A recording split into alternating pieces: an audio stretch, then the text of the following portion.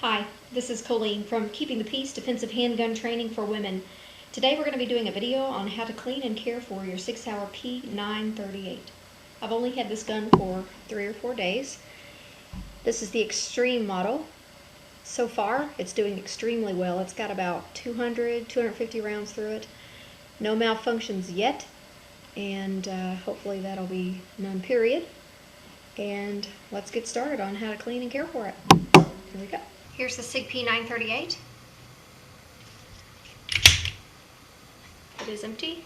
There's nothing in the chamber, and there's nothing in the magazine well. In order to break it down, the first thing you're going to do is drop the slide to the forward position, and then you're going to line up this half-moon shaped notch here, right over top of your disassembly lever / slide stop.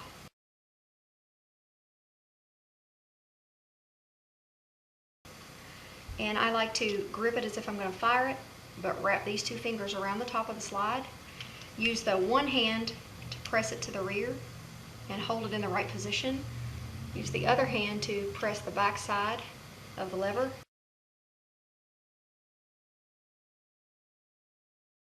And it will pop right out of the frame. I can put that down. The slide will push straight off the front. And this is your guide rod and your recoil spring.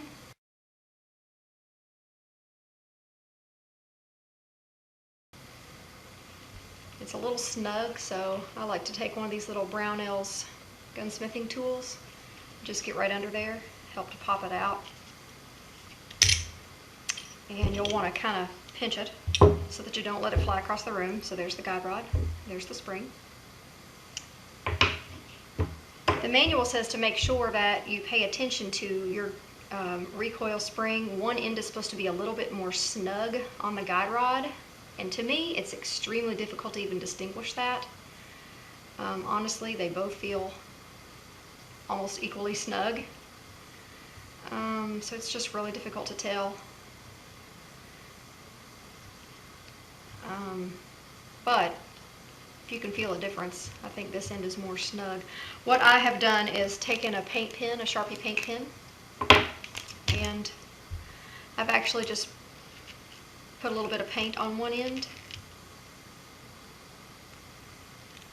That way that will remind me that that's the tighter end. That way when I put it back together, I'll remember that. This is your barrel, and it's going to just lift up and out of the slide. So now we're ready to clean.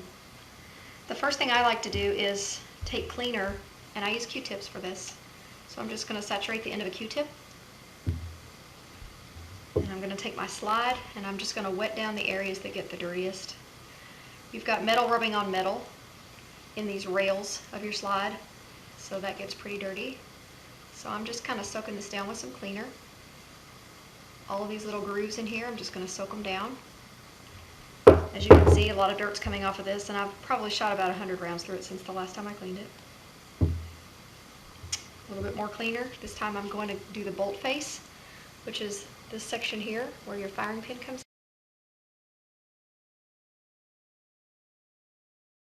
out, and I'm just going to soak that down with the cleaner. I don't want to let the cleaner drip down into the firing pin hole because I don't want it to get all sludgy down in there. So I'm going to control the amount of cleaner that I put that way in that position. Now I'm just going to kind of rub the cleaner all over the inside of the slide, and I'm going to let it sit. Another Q-tip, same thing. This time I'm going to take the barrel, and I'm going to go over the feed ramp, and then the throat of the barrel at the chamber end. And then I'm just going to kind of, in a circular pattern, work that cleaner all on the inside. And then I'm going to do the same thing from the other end. I'm just saturating with cleaner because I don't like to do a lot of scrubbing with brushes. I like to let the cleaner do its job. So I'm just going to get it nice and wet with the cleaner, and then I'm going to let that sit. Other end of the Q-tip, saturate again. This time I'm going to clean around my disassembly lever / slide stop. It collects a little bit of dirt, not a whole lot. I'm just going to wet it down. And get some of the gunk off of my hands. On the frame, I'm going to pay close attention to the rails because they get the dirtiest out of anything. You have metal rubbing against metal, so there's tiny little pieces of, tiny little shreds of metal that come off. And then of course you also have the powder mess from your ammunition. And it really gets particularly nasty right around the inside of the magazine well here, where it feeds up into the chamber from the magazine. You can see that's pretty disgusting.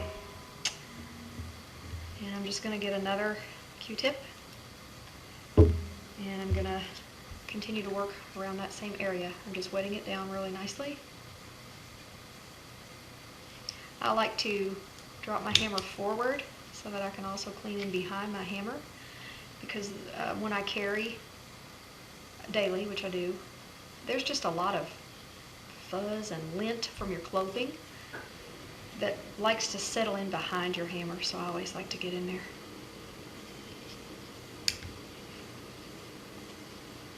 Okay, at this point, if I weren't doing a video, I would just let the gun sit there for about 30 minutes while I went and did another household task. That gives the cleaner enough time to just break down all of that mess. That way I don't have to do a lot of hard scrubbing. After that, I will come back with clean Q-tips, and I will just go over those areas that I wet down before, and I go in the same order. And I want to pay close attention to the extractor, which is this little hooked portion here. That's what pulls the empty casings out of your chamber.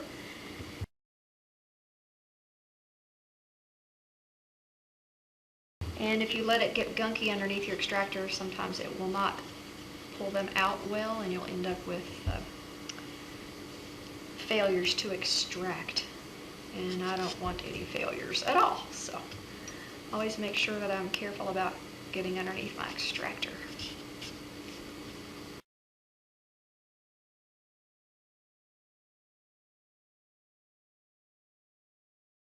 Now for the inside of the frame, I'm going over those same areas that I had wetted down earlier with my cleaner.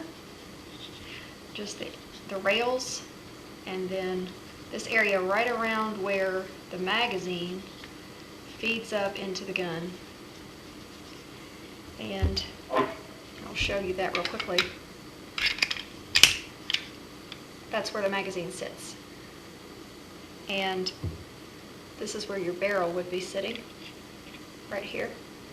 So that kind of gives you a picture of where the bolt face, which would sit here, would push that round out of the magazine, up this feed ramp, and into the chamber. So there's, when the gun fires, there's a little bit of powdery mess that goes back down this way. And it kind of collects in this throated area of the magazine well here. All in here gets pretty dirty, as you can see. So I'm just going over that. Get it nice and clean. It is pretty dirty.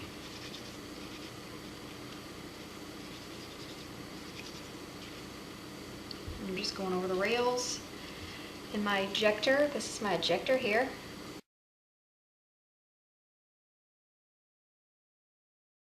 At this point, hands are pretty disgusting, so I'm actually going to take these gloves off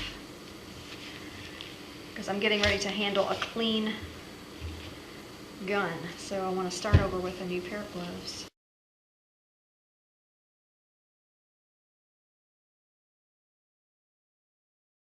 Now I'm going to take my oil and put it on the end of a Q-tip as well.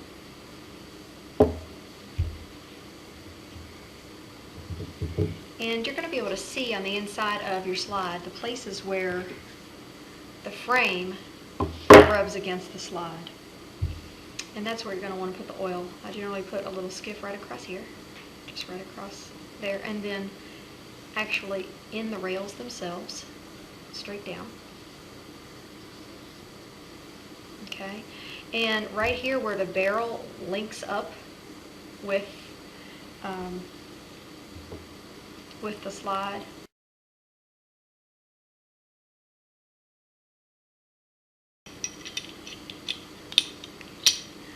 it's going to be moving like this. I don't know if you can see that, but that's happening over and over every time your gun cycles. It's doing that. So you're going to see little spots down in there of where it touches and rubs as the gun cycles. So I usually put a little bit of oil there. You'll also see a rubbing spot here.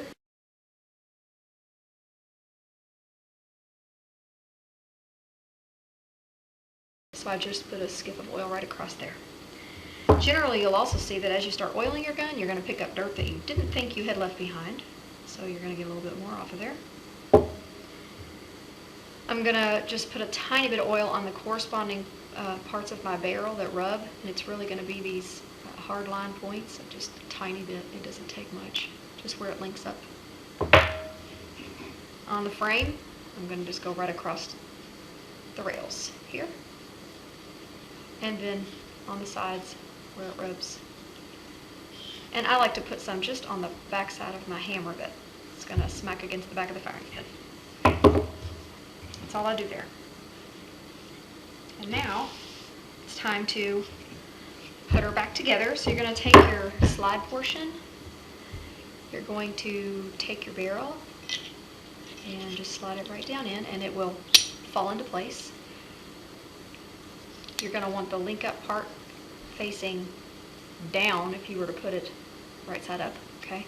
And you want to be able to see the 9mm parabellum right there. Okay. Now, remember that when you put your recoil spring on the guide rod, you've already marked it. I marked the tighter end because it goes back this way. All right. You may decide to mark it the opposite, mark the end that goes forward. You can do it either way. That's just how I chose to do mine. I like to hold the slide with the muzzle end pointing toward me. I don't do that, of course, if the gun's assembled, but it's disassembled, so it's not a firearm at this time. So I'm going to put the bigger end of my spring right in this little hole here.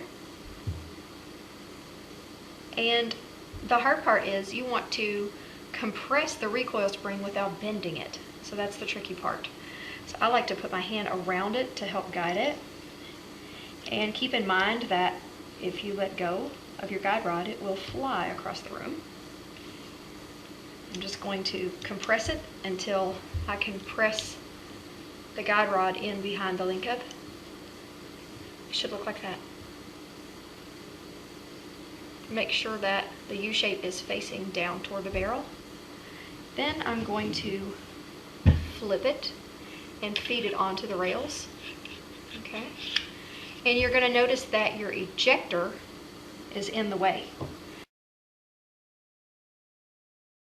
It will not allow the slide to go back onto the gun, so you have to press it down. That's another good reason I have one of these little Brownells gunsmithing tools. I just use it to press that ejector down, and then the slide will go back. Then you're going to have to look in this hole right here and look for it to be aligned so that there's a perfect circle inside. And you're going to want to put your disassembly pin in facing down. Be very careful with this because you don't want to get what we call the idiot scratch, which usually refers to 1911s, but it will refer to this gun as well. You don't want to slide this across your frame to get it up into the hole. You want to drop it straight down into the hole because it really ruins the look of your gun. And once you scratch the frame there, it's scratched forever. You can put all of the Sharpie on it you want and it's not going to help. So at this point, I'm going to retract the slide again so that my half moon slot lines up over top of that spot. And then I'm going to pick it up and drop it straight down into the hole. Like that. Let the slide forward And then you're just going to make sure that everything racks okay. Also make sure that your hammer will drop, which it does, which means it's assembled correctly. Okay, at this point I have a clean gun, so I'm going to take these gloves off. And this is something that I like to do. You don't have to do this. This is just my personal preference. I put a little bit of this oil in my hand, and I kind of use it like a lotion. And I will actually just rub this into my sliding frame. I don't rub it into my grips because I don't want my grips to be oily. But you know, I carry my guns every day, all day, and they're exposed to elements. They're exposed to just clothing and sweat and who knows what else. And I have found that the SIG P938 safeties would rust. I haven't had my 938 long enough, and it's wintertime. I haven't even sweated since I've had this gun. But I'll just cover all those metal parts in oil like that. Then I'll wipe my hands off. Actually, I usually go wash them. Then I'll put these cotton gloves on. And I'm just going to use these to buff. I'm going to buff all the areas that I just oiled. And it's going to make my gun look like it's brand spanking new. And it just gives it a layer of protection from the elements, from my clothing, from lint and dust and weather, all those types of things.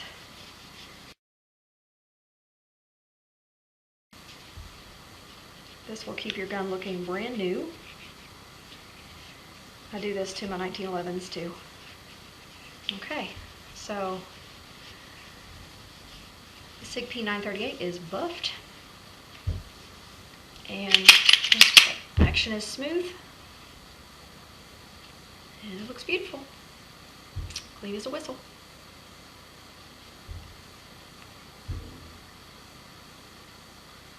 I hope you enjoyed the video. If you have any questions about what I just did, feel free to leave me a comment. And if you have a SIG P938, I'd love to hear what you think about it. Also, I'm very excited to have this in the collection. And I hope this video was helpful for you. This is Colleen, keeping the peace. God bless you.